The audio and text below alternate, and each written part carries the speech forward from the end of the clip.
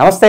ఈరోజు మన స్టూడియోలో ప్రముఖ ఆధ్యాత్మికవేత్త ఆస్ట్రోన్యూమరాలజిస్ట్ శ్రీమతి జయప్రద గారు ఉన్నారు. సో మేడంతో మాట్లాడేద్దాం. నమస్కారం మేడం. నమస్తే అమ్మ. శ్రీమాత్రే నమః. సో ఆగస్ట్ మాసం, విశేషంగా శ్రావణ మాసం, మిథున రాశి వారి పరిస్థితి ఎలా ఉండబోతుంది? ఓవరాల్కి ఎలాంటి జాగ్రత్తలు, పరిహారాలు తీసుకుంటే బాగుంటుందండి? తప్పకుండా మిథున రాశి వాళ్ళకి ఈ మాసంలో ఎటువంటి విశేషము అని అనుకుంటే, మిథున రాశిలోనే గురువు శుభగ్రహమైన, పూర్తి శుభాలు అందించే శుభగ్రహమైన గురువు బృహస్పతి అందులో ఉన్నారు. అయితే వీటితో పాటు ఇప్పుడు శుక్రుడు కూడా అందులో ఉన్నారు. సో రాశిలో శుక్రుడు రావడం, గురు శుక్రుడు ఇద్దరు ఉండడం, రెండు శుభగ్రహాలు అయినప్పటికీ కూడా మిథున రాశి వాళ్ళకి శుక్రుడు యొక్క అనుగ్రహం అనేది చాలా ఎక్కువగా ఉంటుంది. ఏంటి అనుగ్రహం ఎక్కువగా ఉంటుందంటే, వివాహ ప్రయత్నాల్లో ఉన్న వాళ్ళకి వివాహాలు అయ్యే అవకాశం ఉంటుంది. చిన్న చిన్న కోరికలు ఏవైతే ఉన్నాయో ఆ కోరికలు తీరే అవకాశం ఉంది. చిన్న చిన్న కోరికలు ఎందుకు అన్నామంటే, శుక్రుడు తీర్చేది ఏంటంటే, ఏదైనా కోరిక అనేది ఉంది అంటే అది శుక్రుడు యొక్క అనుగ్రహం ఉంటేనే అవుతుంది. ఒక మనిషి మీద కోరిక పుట్టినా, ఒక వస్తువు మీద కోరిక పుట్టినా, ఆ ఒక వస్త్రం మీద కోరిక పుట్టినా శుక్రుడు ఒక అనుగ్రహం ఉంటేనే అది మనం కొనుక్కోవాలి, అది తెచ్చుకోవాలి, ఇది తీసుకోవాలని ఉంటుంది. ఇలాంటి ఆలోచన విధానం మిథున రాశి వాడికి ఈ మాసంలో ఎక్కువగా కలిగిస్తాడు.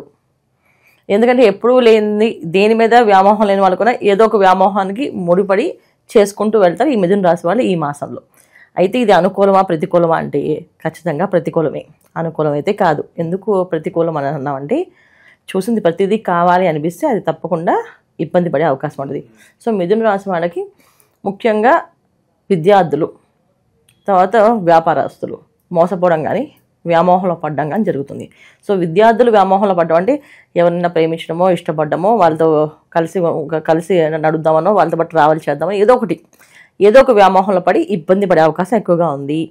అలాగే వ్యాపారస్తులు, వీళ్ళతో కలిస్తే వ్యాపారం బాగా అభివృద్ధి వస్తుంది, మాకు అన్ని రంగాల్లో అనుకూలంగా ఉంటుంది, ఖచ్చితంగా చేయొచ్చు అని చెప్పి వ్యామోహంలో పడవచ్చు. ఎందుకు ఇలాగే చెప్తున్నాము అంటే, వీళ్ళకి చతుర్థ స్థానంలో కుజుడు, అందువల్ల ఏంటంటే ప్రతి విషయంలోని ప్రతికూలం కనిపిస్తుంది. ఎవరైనా శుభగ్రహాలు శుభస్థానంలో ఉన్నా, రాశిలో ఉన్నా శుభాలే జరగాలి కదా, నెగిటివ్ ఎందుకు జరుగుతుంది చెప్తున్నావు మీరు అని అడగచ్చు. నువ్వు ఎందుకు చెప్తున్నావు అంటే, శుక్ర కుజులు అంత అనుకూలం కాదు. ఖచ్చితంగా వ్యామోహాన్ని తీస్తే ఆయన ఖచ్చితంగా దాన్ని అగ్రెసివ్గా చేసేసేయి, అయిపోయి దూకుతా అంటే దూకే, అత్యంత దూకి, ఇప్పుడు దూకే అని చెప్తాడు. అలా పరిస్థితి వచ్చినప్పుడు మోసపోతున్నాం అని చెప్పి ఎవరన్నా చెప్పినా సరే అది చెవులకి వినిపించదు, మైండ్లోకి ఎక్కించుకోరు, కళ్ళకి అసలు కనిపించదు, ఆ పని చేసేస్తారు వాళ్ళు. అంటే ఒక పక్కన మనం ఆపేమనుకోండి, పట్టుకుని గట్టిగా పట్టుకున్నాం, మనం పట్టుకున్న సంగతి అనుకోరు, వాళ్ళు దూకేది అనుకుంటే దూకేస్తారు. ఇది జరుగుతుంది. సో అందుకని ఏంటంటే వీళ్ళకి కొంచెం వ్యతిరేకమైన ఫలితాలే మిథున రాశి వాళ్ళకి శుక్రుడు ఉండడం వల్ల.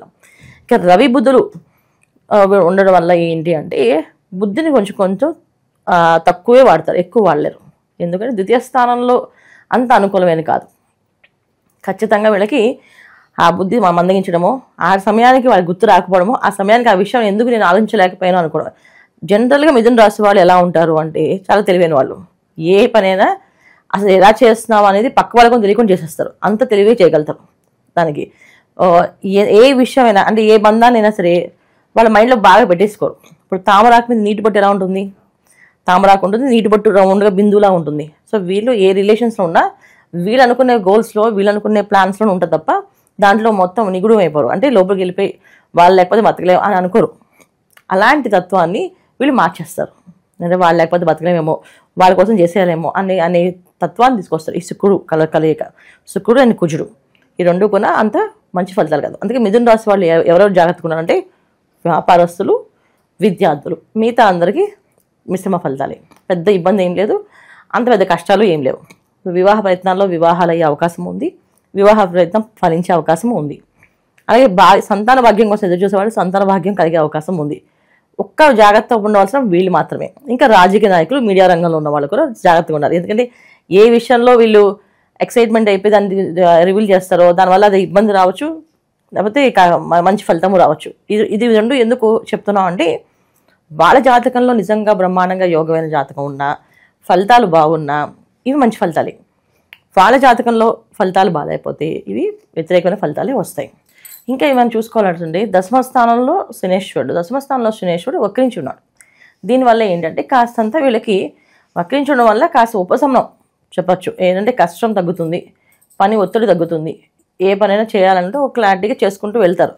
సొంత ఆలోచన చేస్తే మాత్రం పనిచేయదు. ఎందుకంటే బుధుడు ఇక్కడ ద్వితీయ స్థానంలో రవితో కలిసి యోగించట్లేదు, ఎందుకు వ్యతిరేకంగా ఉన్నారు. అందుకే సొంత ఆలోచన కాకుండా స్నేహితులు కానీ లేదా భార్య అయితే భార్య, భర్త అయితే భార్య, భార్య అయితే భర్త, ఇలా వీళ్ళు కానీ ఏదో ఒక వాళ్ళ ఆలోచన తీసుకొని ముందుకు వెళితే అన్ని పనులు అనుకూలంగా ఉంటాయి. వీళ్ళ సొంత ఆలోచనలు చెడిపోయే అవకాశం ఎక్కువగా ఉంది. ఇది మిథున రాశి వాళ్ళు తీసుకోవాల్సిన జాగ్రత్తలు.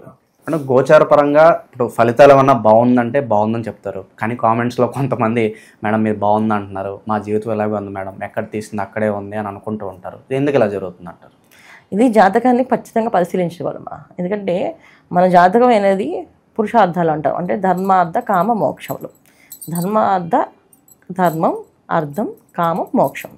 ఈ ధర్మార్థ కామ మోక్ష స్థానాల్లో ఏది పడిందో, ఒకవేళ రాశి పడినా ధర్మంలో పడితే వాళ్ళ జీవితం ఒక విధంగా ఉంటుంది, అది కామంలో పడితే అది ఒక రకంగా ఉంటుంది, అర్థంలో పడితే ఒక రకంగా ఉంటుంది, మోక్షంలో పడితే ఒక రకంగా ఉంటుంది.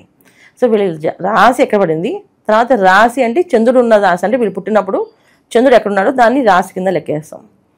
వీళ్ళు పుట్టిన టైం ఉంటుంది, ఆ టైంని లగ్నం కింద లెక్కేస్తాం. సో లగ్నం ఏమైంది, ఈ లగ్నం ఎక్కడ పడింది, ఈ ధర్మార్థ కామ మోక్షాల్లో పడిందా చూసుకోవాలి. అలాగే కారకత్వాలు చూసుకోవాలి, దశ అంతర్దశలు చూసుకోవాలి. పుట్టినప్పుడు నక్షత్రం వంశోదయ దశ అని ఉంటుంది. పుట్టగానే తల్లిదండ్రులకు బాగా యోగం ఉంటుంది. కొంతమంది పిల్లలకి వాళ్ళ యోగం అనుభవించాల్సింది తల్లిదండ్రులకు వస్తుంది. ఎందుకంటే మరి వాళ్ళు అనుభవించారు కదా, వాళ్ళు కార్లు తిరగాలి, తల్లిదండ్రులకి కారు లేదు, వాడు పుట్టగానే కారు కొనిస్తారు. ఎందుకంటే వాడు కార్లు తిరగాలి యోగం ఉంది అబ్బాయికి, అందుకే కారు కొంటారు. అదే ఆ అబ్బాయి మంచి కంఫర్ట్గా ఇంట్లో ఉండాలనుకున్నాడు, అలాగే సొంత ఇల్లు ఉంటుంది. ఇలాంటి విషయాలన్నీ కూడా పర్సనల్ జాతకంలోనే వస్తాయి. మా జీవితం ఇలాగే ఎందుకు ఉంది అంటే మీరు పర్సనల్గా జాతకం చూపించుకోవాల్సిందే. చూపిస్తేనే మీరు పూర్వజన్మ ఏం చేశారు, అసలు ఈ జన్మ ఎందుకు తీసుకున్నారు, ఈ జన్మలో మీరు ఏం చేయాలనుకుంటున్నారు, అది భగవంతుడు నిర్ణయించి వస్తారు. భూమి మీద ప్రతి ఒక్క మనిషి భూమి మీద రావడంతో ఒక ఆశయంతో వస్తారు. ఆ ఆశయం అనేది ఏంటి అనేది తెలుసుకోవాలి. అలా తెలుసుకోవాలంటే మన జాతకం చూసుకోవాల్సింది. అంతేగాని మన గోచార ఫలితాలు మన పర్సనల్ జాతకానికి ఎప్పుడు కూడా అంటే పర్ఫెక్ట్గా మ్యాచ్ అవుతాయి కాదు. ఒక్కొక్కసారి ఏంటంటే ప్రకృతి మనకి సహకరిస్తుంది. గోచార ఫలితాల్లో అనుకూలంగా ఉంటే మన జాతకంలో ప్రతికూలంగా ఉన్నప్పటికీ కూడా ప్రకృతి మనకు సహకరిస్తుంది. ఇప్పుడు నాకు తినే యోగం లేదనుకోండి, సరే పక్క వాళ్ళు తినే యోగం పెట్టే నేను అవకాశం ఉంటుందా, నేను అన్నం పెట్టగలుగుతాను. చాలామంది డైటింగ్ అని చెప్పి తినడం మానేస్తున్నారు పాపం, ఓన్లీ మన జ్యూసులు ఫ్రూట్స్ తాగుతున్నారు. వాళ్ళు తినే యోగం ఉంది కదా వాళ్ళకి, శుభ్రంగా తెలుసుకునే వాళ్ళు ఆయన ఎందుకు డైటింగ్ చేస్తారు, అది వాళ్ళ జాతకంలో ఉండే అర్థం అంట. అంటే వాళ్ళ జాతకంలో కర్మ అనుభవించాలి. ఇన్ని రోజులే బియ్యం గింజలు తినాలని రాస్తుంది, అన్ని రోజులు బియ్యం తినేస్తే ఆపేస్తారు, మిగతా ఆహారాలు తింటుంటారు. ఇలా ప్రతిదీ కూడా మన జీవితాన్ని జాతకాన్ని ముడివేసుకుని చూసుకుంటుంటే రైట్ అండ్ రాంగ్ తెలుస్తుంటుంది ఎప్పుడు కూడా. ఇక ఎలాంటి పరిహారాలు తీసుకుంటే బాగుంటుంది అంటారు?